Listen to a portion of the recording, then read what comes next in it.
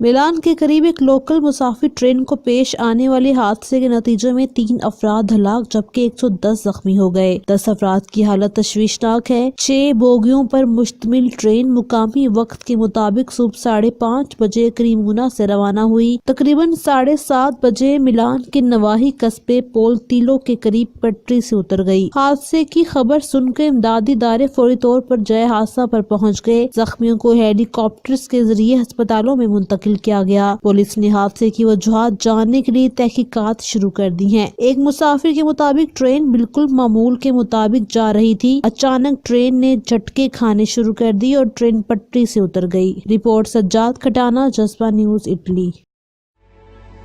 मेलो multi mall, CDS sector B17, multi gardens, GT road, Spain की मशहूर सुमा सुपरमार्केट।